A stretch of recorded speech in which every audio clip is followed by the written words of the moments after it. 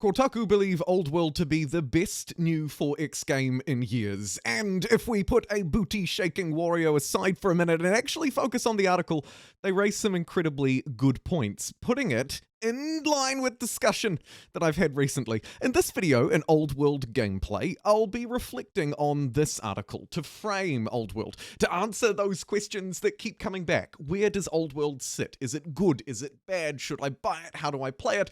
In a mini-series where I've discussed Offworld, this is likely the ultimate conclusion. Inspired by Kotaku's article, but also really brought about by my discussion with you. Without any further ado, let's jump in. Firstly, where do we place Offworld? Well, really briefly, it is a 4X strategy game that merges, as you can see, the loved franchise of Civilization, particularly Civ 4 and Civ 5 vibes, although for a lot of people, Civilization 6 will be the more relatable one because it's newer. Indeed, Kotaku do compare Offworld to Civilization 6, as well as Humankind and other games, like Offworld Trading Company, a different strategy game, but important, because it's well-renowned for being an incredibly good one, and it comes from Mohawk Games from Soren, one of the lead minds behind at least Offworld and Civilization 4.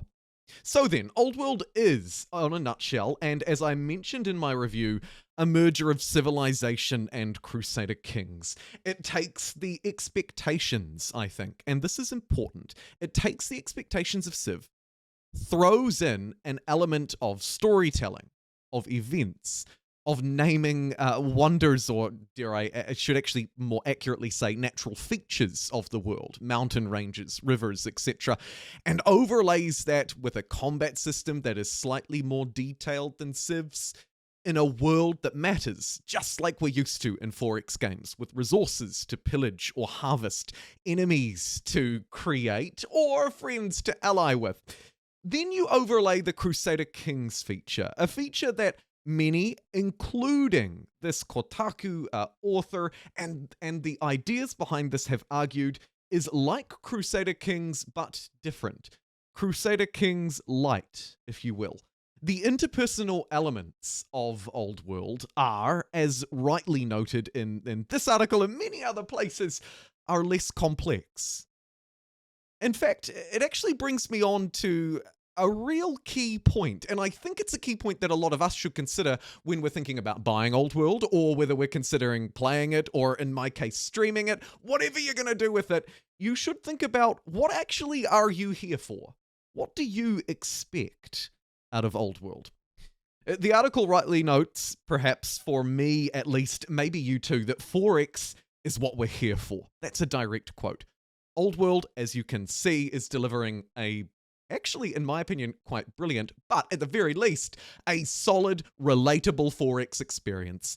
Very relatable to Civ, with tiles, with units, with a tech tree, but of course, all within its unique and slightly more niche Offworld setting.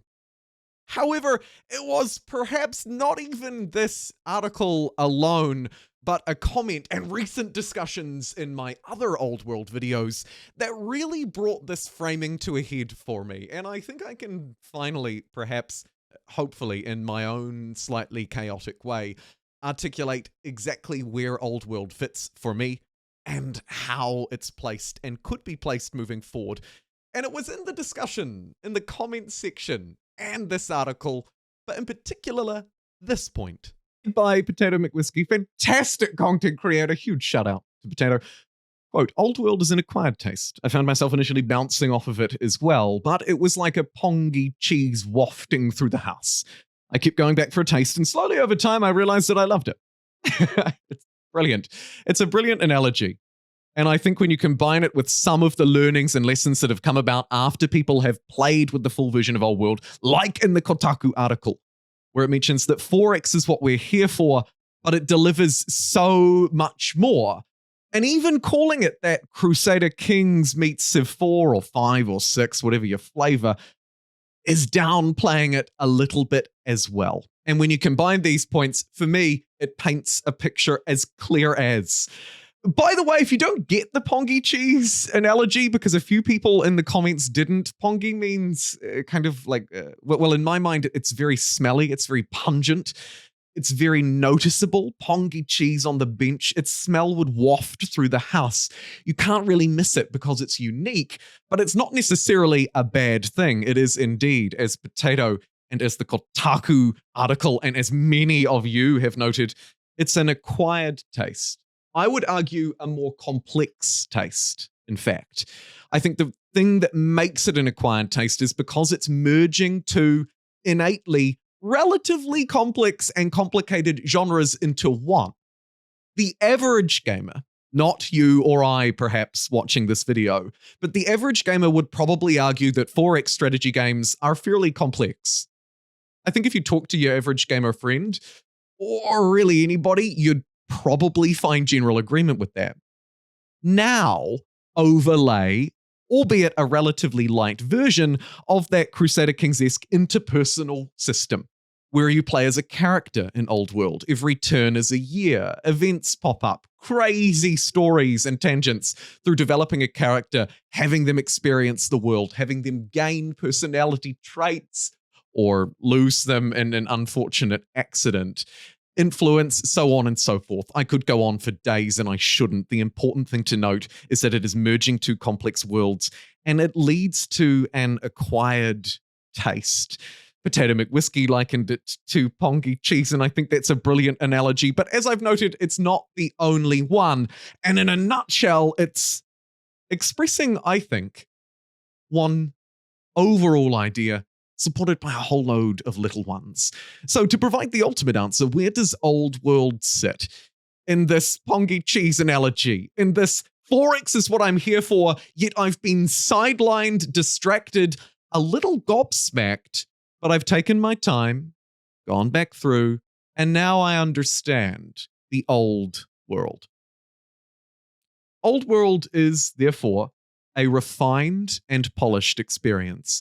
Since it released on Epic Games a year ago, I believe in July 2021, it's become even more of that through 60, 70, 80 some updates. Looks are better, graphics are better, the events are better, the writing in the events is better, the characters are better, the balance is, the overall game is too. It's not a perfect experience, and as I've noted, it's a very complicated one. My advice in general is that Old World is best not nibbled around the edges, but delved deep into. It may have you coming back, taking a taste, coming back again, taking a taste. But to truly understand Old World, in my experience at least, I've had to put a lot more time into it than other games. And I've enjoyed putting that time into it. When I say I've had to, I don't want to miscommunicate that. It hasn't been a chore. Now, is it then the best 4X game, the best new 4X game? Well, that's ultimately up to you, right? At the end of the day, it is very clearly an opinion piece. It's not for me to come in and be the opinion police. But I think that Old World has built a uniqueness to it that makes it almost unfair to compare it to the rest. When I think about my favorite 4X games, historical 4X games, I think of Civilization 6, Civilization 5, an increasingly developed humankind. I don't actually lean to Old World in the same way, obviously, that I wouldn't lean to Crusader Kings in this genre. And for me, even though the 4X genre is, quote, what we're here for, what I came for, it's not actually what keeps me. It's the storytelling, it's the characters, it's the interpersonal relationships in Old World that keep me coming back for more. And if you take away anything from this video or any of my coverage of Old World, it should be just that. This is a unique experience. Ditch your labels as you come into it, and I reckon you'll have the best chance of having a wonderful experience as you move through, and time should only make that more sweet. Thank you for watching. I'll see you next time.